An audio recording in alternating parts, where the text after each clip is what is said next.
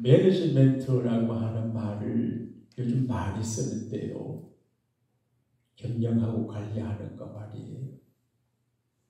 저는 목사니까 목회를 잘 관리하고 있나 그러지 못한 것 같아요. 시간을 잘 매니지먼트하고 인간관계를 매니지먼트하고 건강관리를 매니지먼트하고 경제, 수입과 주체의 관리를 잘해야 되거든요.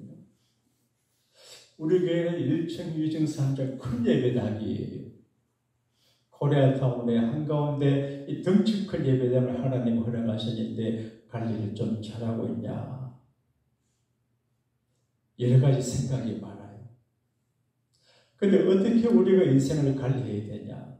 시간도 관리해야 되고 삶을 관리해야 되는데 오늘 성경에는 하나님께서 우리를 잘 가이드해 주고 있어요. 여호와께서 말씀하신다. 이 가을이 되니까 이 말씀이 더 마음에 와닿아요. 사람이 하는 말도 귀담아 들어야 돼요.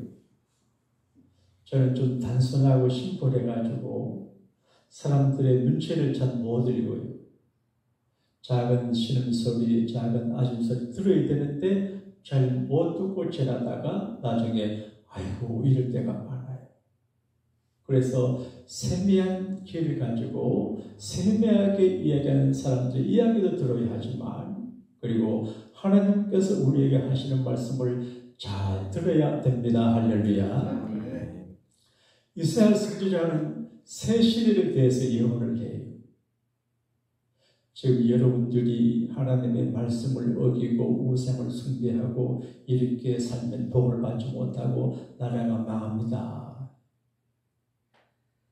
그런데 하나님께서 이사야 선지를 통해서 말씀해도 사람들이 말을 잘 안 들어요. 여러분 자식들이 부모 말을 잘 듣습니까? 학생들이 선생님 말 잘 듣습니까? 교인들의 목사 말을 잘 듣습니까? 여러분은 잘 들으시는 분인데 안 듣는 분도 많아요. 자기 스타일로 그렇게 해요. 자기가 왕이에요. 자기가 주인이에요.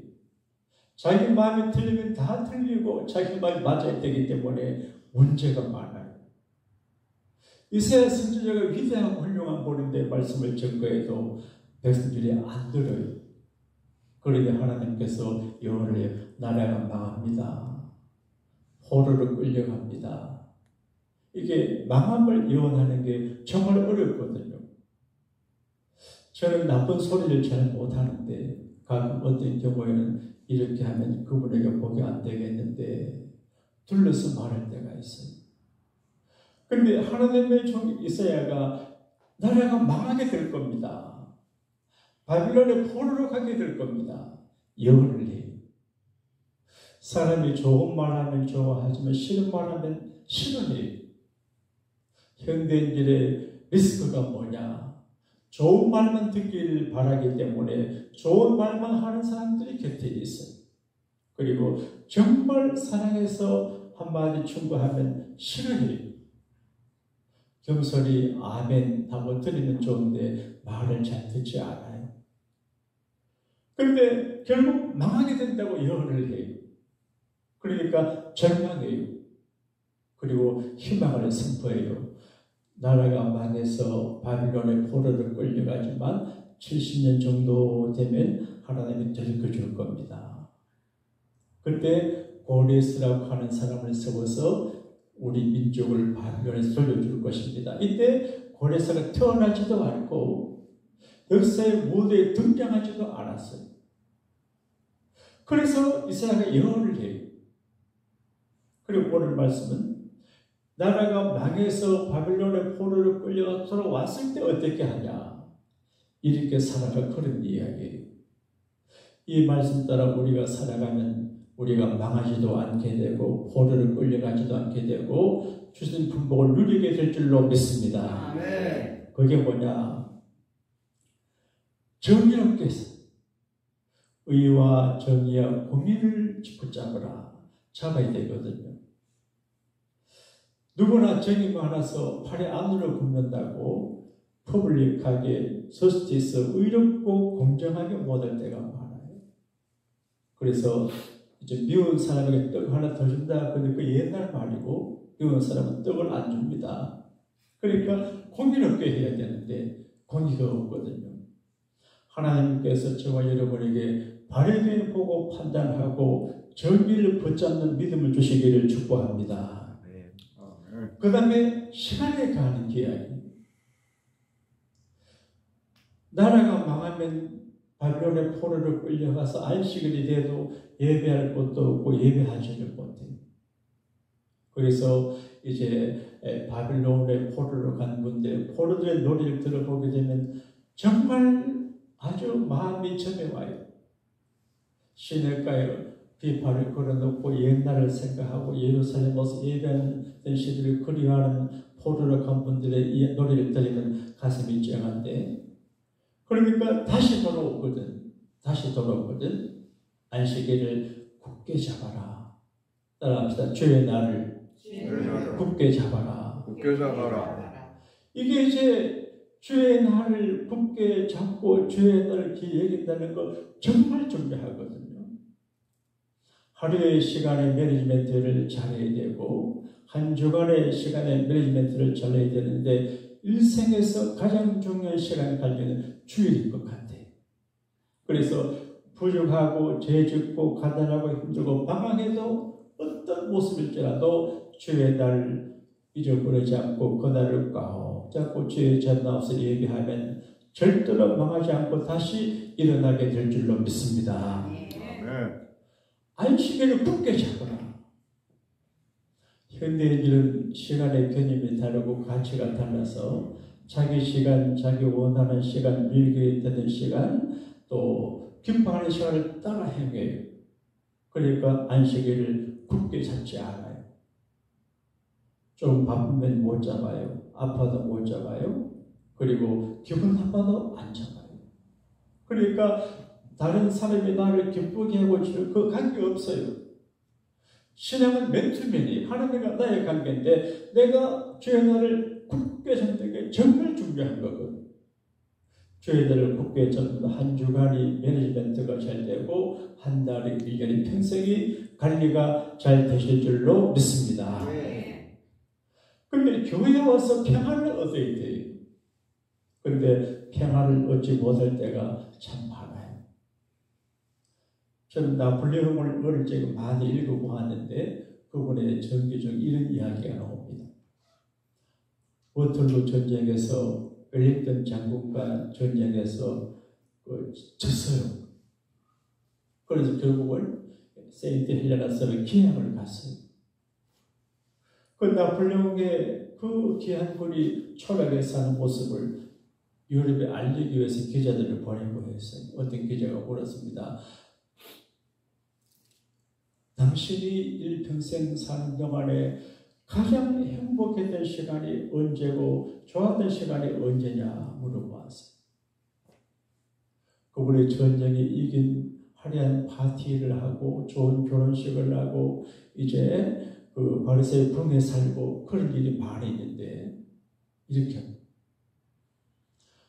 알프스 산을 넘어가는 전쟁을 할 때 전쟁의 잔치 원춘 어느 날 그 산골 아래 작은 예배당에서 교회 종소리가 들리더래요.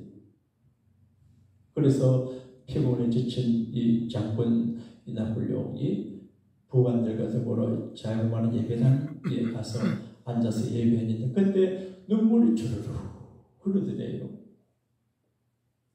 돌이켜 생각하니 하나님의 집에서 사람과 간 것이 하나님 앞에서 자기가 했던 그 시간이 참 안식했던 그런 이야기예요. 논술 훈련소에 가면 교인 아는 사람들도 주일날 교회 옵니다. 우는 사람 많아요. 울어요. 그러니까 정말 이 세상에서 참 평안과 안식을 얻을 수 있는 곳이 가정도 아닌 것 같아요. 다툼 문제 많잖아요. 그런 얘기 하잖아요. 아파트 문 앞에서 들어갈까 들어가지 말까 하는 남자들이 많다 그러더라고요. 교회에도 앞에서도 들어갈까 하면 그럴 수가 있어요.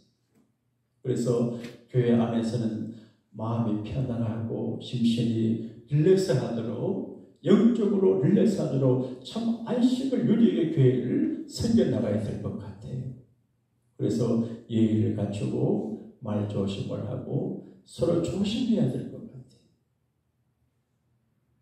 그런데 안식일이 모든 사람에게 안식이 되게 하고 안식을 붙잡는 도움이 되게 해야 돼요. 그런데 설령 사람들이 나를 불편하게 하고 교회 나가는 게 어렵게 하더라도 거기 휘둘리면 안 되거든요. 살다가 보면 입에 든 혀도 물릴 때가 있는데 혀를 잘라낼 수 없잖아요. 그래도 있다 보게 되면 상처가 밥 먹고 그러잖아요. 따라합시다. 없는 것보다 있는 게 좋습니다. 있는 게 좋습니다.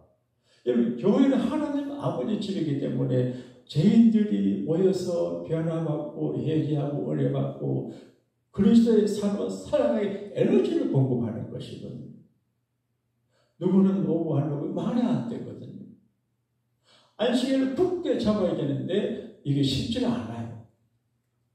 어제 가면 주일 아침에 목사님이 자기 엄마한테 엄마 나 교회 가기 싫다 했다면서. 왜 교회 가니까 누구 꼴보기 싫어요. 네가 목사인데 교회 안 가면 누가 설교하냐. 그럼 이게 목사도 이런 이해를 해요. 그래도 견디고 참고 안식일 내가 굳게 잡고 남들도 굳게 잡게 하는 게 정말 중요하거든요. 요즘은 농경시대가 아니고 목축시대가 아니기 때문에 안식일 주일을 지키기가 정말 어려워요. 판단이 참 어려워요. 어제 가면 주일 일부 예배를 토요일에 하기도 하겠습니다. 서울은 그렇게 합니다. 주일날 교회 모아놓으실 분을 통해서 토요일날 일부 예배를 드립니다. 이게 일부 예배입니다. 그렇게 합니다. 그런데 주일을 지키는 게 정말 어려워요. 어느 목사님 아들이 태권도를 이제 훈련해가지고 단을 따기 위해서 심사를 보게 되는데 국기원에서 주일날 그걸 해요. 한국에 이제 중요한 시험이 공무원 시험 같은 건 주일날 많이 했거든요. 그러니까 이 아들이 아빠한테 아빠 내가 내일 이제 단 심사를 국기원에서 나와서 해야 되는데 교회 어떡하지? 주일은 다음에도 또 있는데 이번에 심사 못 받으면 이제 단을 못 딴다고. 네가 알아서 해라. 아들이 판단이 잘 안 돼요. 다시 보니까 얘야 태권도 유단자 심사를 안 하고 단을 안 짜도 살 수 있지만 하나님을 안 섬기고는 살 수 없다. 이게 경험하는 거예요. 그리고 청교도를 제가 조사해 보니까 67일간 이제 이쪽에 배를 타고 오는데 주일이 되면 닻을 내리고 항해를 안 했대요. 우리 생각에는 이제 배는 그냥 가니까 가면서 예배하고 이렇게 하면 되겠는데 그 사람들이 닻을 내려놓고 닻을 이렇게 내려놓고 그렇게 예배를 했대요. 얼마나 철저해요. 그런 분들이 오셔서 그 미국의 기초를 놓으니까 미국이 세계 최강국이 된 것 같아요. 제가 어릴 적에 들은 어른분의 이야기가 어려서 마음에 새겨져 있어서 주일을 지키는 데 도움이 된 적이 있어요. 어떤 분이 이제 죽었는지 꿈인지 모르지만 천국에 가게 되는데 천국에 높은 사다리가 있더래요. 그래서 엉금엉금 기어 올라갑니다. 가다 보니 중간에 사다리가 하나씩 빠져있더래요. 그래서 안 그래도 가판에서 한 계단 올라가기가 쉽지 않는데 가운데 빠져있으니까 힘이 들더래요. 그래서 왜 가운데 다리가 빠져있나 물어보니까 천사가 너가 주일날 하루 빠졌을 때 다리가 하나 빠졌다 그러더래요. 어린 시골 소년이 그 얘기 들으니까 그 말이 새겨져요. 아, 주일날 하루 빠지면 천당 가는데 다리가 하나 빠지구나. 그래서 나는 주일 개근해야지. 그런 각오를 한 적이 있는 것 같아요. 신앙생활이 굉장히 화려하고 고차원적인 것 같지만 실제적이에요. 인간이 굉장히 존귀하고 존귀하지만 밥하고 된장 늘 먹고 살잖아요. 아무리 굉장한 사람이라도 두 발을 땅에 딛고 살아가잖아요. 하나님은 우리가 주의 날을 굳게 잡기를 바라는데 주의 날을 굳게 잡는 경험을 통해서 기적을 베풀어 주세요. 여러분, 주의 날을 쉽게 놓으면 안 됩니다. 누가 뭘 해도 유혹하고 중요한 이거를 딱 잡아야 하나님께서 워팅하시고 기적을 베풀어 주세요. 경북 상주에 부원교회라고 하는 교회가 있는데 거기에 목사님이 이런 간증을 하시더라고요. 한 번은 귀한 아가씨 젊은 부인이 교회에 나와 등록을 했더래요. 알고 보니까 부잣집에 며느리로 오신 분이에요. 근데 믿음이 좋은 분인데 안 믿는 집에 시집 올 때 결혼 조건으로 주일날 교회를 보내준다는 조건으로 했대요. 그런데 시골에 일이 많잖아요. 그러다 주일을 꼭 지키게 돼요. 그런데 그 집이 독자인데 이제 이 며느리가 아기를 가졌어. 아기를 낳았어요. 그런데 젖이 안 나온대. 얼마나 힘들어요. 그 시어머니가 한 번은 목사님을 찾아보셨더니 목사님, 우리 며느리가 아기를 낳아서 지금 교회를 못 나오는데 젖이 안 나옵니다. 기도해 주세요. 저 같으면 그냥 기도해 줬겠는데 그 목사님은 영양분인 것 같아요. 그럼 제가 기도해서 며느리 젖이 나오면 당신하고 당신 아들이 교회에 나올랍니까? 물었대요. 예! 그런데 기도했는데 곧 젖이 나왔습니다. 그래서 그 시어머니 아들이 지금까지 교회를 잘 다니는데요. 이게 한 인간의 운명을 바꾸는 게 결혼이지만 결혼보다 더 어려운 게 종교적인 결단이거든요. 그래서 하나님께 돌아와서 하나님 믿고 죄들을 굳게 잡는다고 하는 것은 예수님을 잡는다는 말이고 말씀 붙잡는다는 말이고 믿음의 줄을 잡는다는 그 말이거든요. 뭐 좋은 일, 나쁜 일, 이런저런 일이 많이 있어 이 우리의 죄를 굳게 잡아야 될 줄로 믿습니다. 그 다음에 자기 소명을 잡아요. 자기 일을. 여러분, 목사 일을 하게 되면 늘 기분 좋은 거 아니에요. 힘들고 어려울 때가 있어요.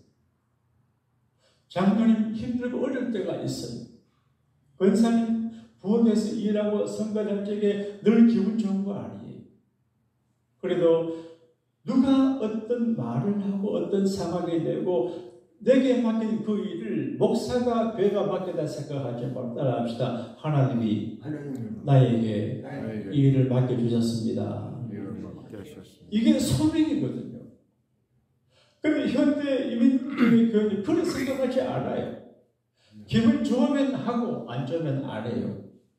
힘 안 들면 하고 힘 들면 안 해요. 그러니까 이게 정말 신앙생활이 너무 무질서해요. 너무 무질서해요. 그리스도인은 자기 인생에 신실하고 인간관계에 신실하고 믿음에 신실하고 예수님에게 신실하고 교회에도 신실해야 되는데 그런 게 없어요. 그래서 하나님이 우리에게 허락한 소명 굳게 잡고 사람마다 기한되지 않습니까? 아내, 남편, 부모, 자식, 가정, 직장, 사업, 친구 모든 것들을 굳게 잡아야 돼요. 그런데 결론적으로 놀 곳을 빨리 나야 돼요. 놀 곳 놓지 않고 그러면 안 돼요. 우리는 취사 선택을 하며 살아가는데 잡아서 안 될 것은 빨리 놔버리고 놓아서 안 될 것은 굳게 잡고 살아가야 되는 것을 말씀해 주고 있어요. 우리가 흔히 잘 아는 예화 중에 아프리카에서 원숭이 잡는 분들의 이야기를 알잖아요. 항아리 속에 원숭이들이 좋아하는 무익감을 넣어둬요. 그리고 이제 들어가는 그 병목이 작게 해요. 그래서 이제 먹이를 넣어두면 원숭이가 좀 어리석은지 먹이를 꺼내려고 안에 걸 딱 잡으면 손이 안 꽂히게 돼 있어요. 이걸 놓으면 자기가 나와서 살 수 있는데 사냥꾼이 와도 잡은 걸 안 놓고 하다가 잡힌대요. 이게 인간의 모습이에요. 이게 여러분의 모습, 제 모습이에요. 그걸 넣으면 되는데 못 넣잖아요. 믿음 때문에 아까워서 좋아서. 근데 그걸 놓아야 되거든요. 하나님께서 저 여러분에게 놓아야 될 것을 놓는 결단력을 주시기를 바랍니다. 그러나 대신에 굳게 잡아야 될 것을 절대로 놓치지 않는 그런 믿음의 능력을 얻게 되시기를 축복합니다. 이럴 때 하나님은 어떻게 하시냐? 자녀가 얼마나 귀해요. 자녀. 최고의 선물이거든요. 하나님께서 그 사람을 축복하실 때 좋은 자식을 주거든요. 자식은 하나님이 기억이고, 근데 자녀보다 더 귀한 기념물을 줍니다. 그러니까 굉장히 좋은 선물을 주신다는 거예요. 여러분, 주의 딸을 굳게 잡고 손에 굳게 잡으면 하나님께서 아들, 딸보다 더 귀한 큰 선물을 주신다고 하나님 말씀하시니 믿게 되기를 바랍니다. 그리고 하나님의 성산으로 인도를 받아요. 나는 갈 길 모르니 주여 인도하소서. 그런데 우리가 어디로 갈지 몰라요. 당황해요. 그런데 하나님께서 주의 날을 굳게 잡고 바르게 살면 거룩한 홀리 마운틴, 거룩한 산으로 인도해 주세요. 이게 예루살렘의 성산이지만 요즘으로 말하면 교회가 하나님의 성산이에요. 하나님의 교회로 인도함 받는 것은 행운이에요. 오늘 새벽에 교회에 오신 여러분 정말 복받은 분들입니다. 할렐루야. 그리고 영원한 성산은 킹덤 오브 하나님의 나라예요. 우리가 날고 길고 별짓을 다해서 마지막에 저쪽 가야 되거든요. 그래서 하나님의 성산으로 인도하는 길이 뭐냐? 의롭게 바르게 살고 주님을 굳게 잡고 주의 날을 굳게 잡아 이 믿음의 길을 걸어가게 되면 하나님께서 이 땅의 삶을 복되게 하시고 영원한 복을 누리게 되실 줄로 믿습니다. 그리고 이사야 58장 14절에 너가 여호와 앞에서 즐거움을 얻을 것이며 내가 너를 땅에 높은 곳에 올리고 노조선 야곱의 업으로 드리라. 그러니까 안식일을 잘 지킬 때 즐거움을 얻게 하시고 높여주신다고 그랬습니다. 주일을 잘 지키는 여러분 모두가 계속해서 이 주일을 굳게 잡아 하나님의 높여주심을 경험하는 복을 받아 누리게 되시기를 축복합니다.